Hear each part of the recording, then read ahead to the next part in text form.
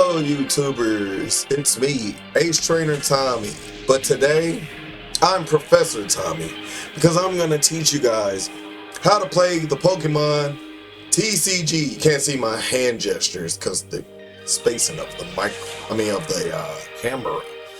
But today I'm going to teach you guys how to play Pokemon TCG, more hand gestures to keep you interested, kawaii.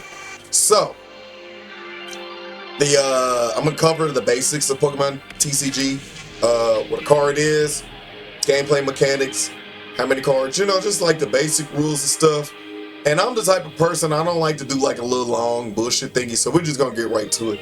So first things first, since I'm in the Pokemon Live Simulator, and I kind of jumped into the match, I should have just went on the card first, but like I said, the best way to learn is to get straight in. So, before every match, first of all, you need to make sure that your deck contains 60 cards. You need 60 cards in each deck. The amount of the same card you're allowed to have. Let's say, for instance, you got a Charmander and Charmeleon. You're allowed to have 4 copies of the same type of card, if that makes sense. Now, if it's a Charmander from a different set, different HP, different powers, you can run 4 of those also. So 4 of that, 60 cards all together as a completed deck. And when you get to the actual, when you get to play mat and you place your deck down and stuff, before beginning the match, you'll be asked heads or tails, and we're gonna go with tails here, but it don't matter what you pick. It's just look at the draw type of thing. Now, if your opponent gets heads, then of course they'll go first. And we're going to get right to it because we're going to see if they're deciding who's going to go first. They're going to decide that I go first. Alright, my bad, I'm messing with my hand. Do that. It's not good. So, before every match, you draw 7 cards. If you have a basic Pokemon. If you don't have a basic Pokemon in your starting hand, they'll do what they call here a mulligan. Mulligan is just another way of saying redrawing. But your opponent gets to draw an extra card. So along with their 7, they get to start off with 8 cards in hand. Your amount stays the same and still be 7, but you at least need 1 basic Pokemon. A basic Pokemon is a Pokemon that doesn't evolve. So that means your EXs, your VMAXs, any of your lower level basic Pokemon that don't have a stage 1 or stage 2. Unless a card effect on board says otherwise, you can run them, you'll be pretty fine. So turns are pretty standard issue. Beginning of each turn, you draw a card. You're allowed to play 1 energy per turn. Item cards like this Booster's Energy, you're allowed to play and attach to as many Pokemon as you want in your turn. Stadium cards, if you have like 3 of them, you play 1, get this effect, you play the other one. It can only be 1 stadium card on the field at a time. So if your opponent had a stadium card and you played a stadium card, that stadium card would disappear.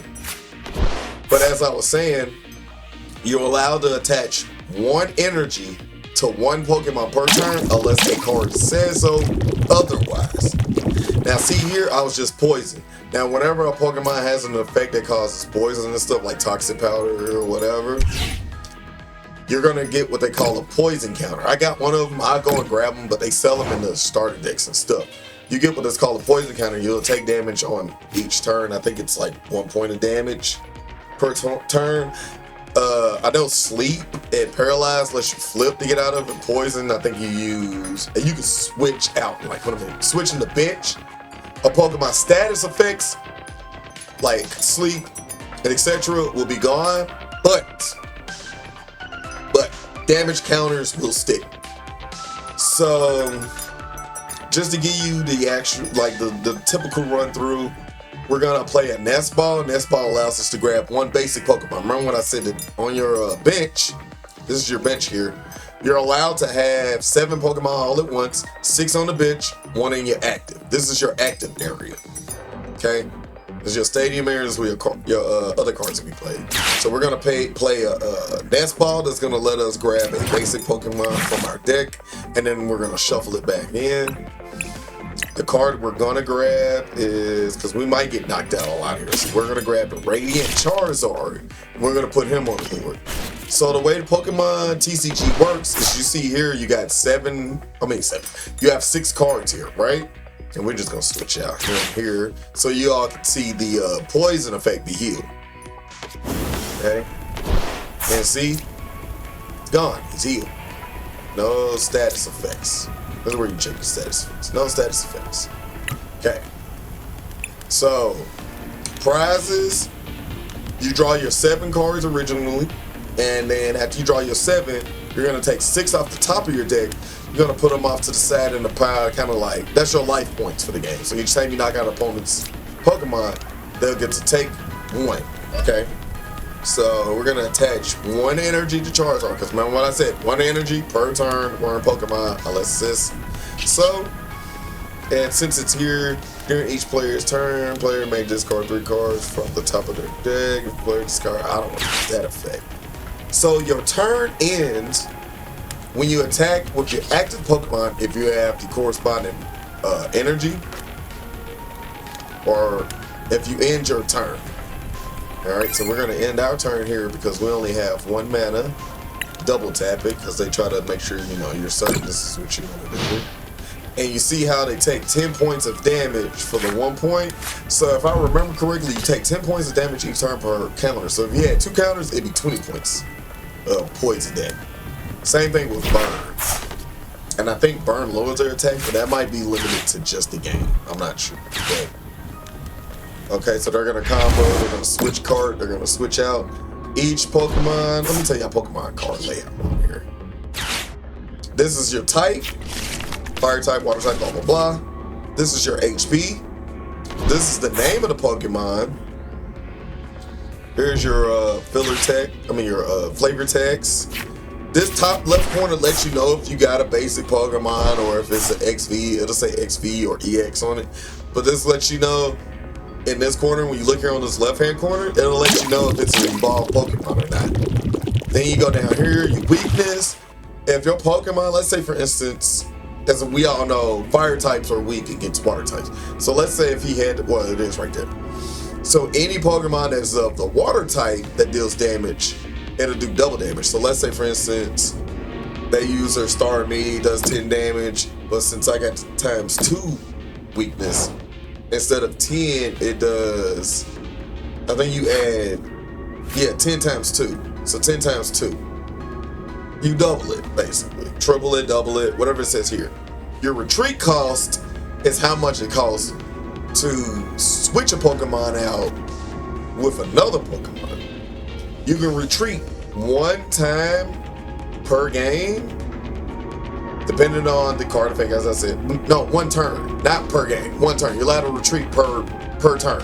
So like on this turn, if I was to retreat Charizard, switch it out for the Manaphy, that account is my turn, and then I take him to Manaphy. Okay, so yeah, good example. See, he needs 3 to retreat, so we're going to keep Charizard there with 3 counters, and we're going to take some more, and we don't have enough to attack because they don't have more prize cards than us. But yeah, so here's your graveyard on this side, your deck, prize cards, bench, active main, and you attach your energy. You only allowed to attack once per turn. You can switch out of a Pokemon, then attack, but when you attack, that ends your turn. Attacking ends your turn. If it's not an ability that you tap, if it's not an ability that's be static activated or, you got activated, yeah, you're cool. But as far as attacks, like if it's, even if it has an effect, as long as it has how much energy it costs and an attack, or if it has an energy cost, it don't even have to have a combat number. As long as it has how much energy pay into it, that count as an attack. I have a Rotom somewhere. That's a good example of that, where he has his Pokemon ability, then his attack, and then I got another card, my Dusclops, where any card that had, like, Call for Family, like if it has, like, it costs this much to use it, but so we're just gonna go full blown with the Charizard, but he's not gonna make it because Manaphy's gonna get knocked out way before him. Yeah, Manfield's gonna get him right now. Ain't no point switching out the Charizard, so we're just gonna do that. But yeah, that's the basics of Pokemon TCG, how to play, what the card is. Every deck has an energy card, Pokemon tool, or a trainer card, which are items. And then, let's see, that's items. Do I got one in my graveyard? Do they have any in their graveyard that I can show? These are support cards, so it'll have on their supporter on the top, and then just let you know what type of card is trainer. This is another archetype that'll be on some cards. Like some cards have ancient, some cards have future. That's kind of current with the Scarlet and Violet. It's kind of new, so you won't be seeing too many of those that have that. But as you see here, trainer cards that are specific base. Supporter cards. Supporter cards are almost always going to be humans. Item cards almost always going to be items. You can play as many item cards as you need to in a turn. Support cards, you're only allowed to play one support card per turn. And how you win in a match is if you take all of your opponent's prize cards, which I thought it was going to do on this turn. Okay, there we go. So we'll get an example to see how you can actually win at the game. So Charizard's knocked out. Everything that was attached to him, everything goes to the graveyard. Unless you have a card that says otherwise. But other than that, when a Pokemon gets knocked out, they go to the graveyard. And you see that they had 6 prize cards, and now they're down to 5. You pick one per turn, etc. And that's the basis of how to play Pokemon TCG. Like I said, I gave y'all like the quick narration version, like the baby version, because it's a lot more nuance to the game and stuff. It's different mechanics, archetypes, you got card advantage, things like that. But I wanted to get everybody like, nah, I probably shouldn't do that. I did that for a retreat.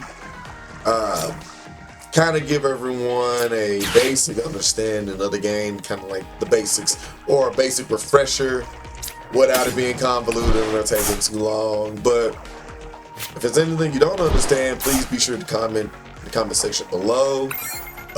Ask any kind of questions. I'm more than happy to answer any questions that got to do with Pokemon TCG. I don't mind it at all. If you want some like direct coaching on how to play the game and understand the mechanics and stuff like that, even on a deeper level, you can inbox me, KarooInc@gmail.com, or just comment on here. Also, I always try to make this a point on every video. Comment below your favorite Pokemon or Pokemons. But this is Professor Ace Trainer Tommy signing out, and hold on, I gotta switch this. My OBS, because this is so organic and this is organic as hell. There's nothing fake about this.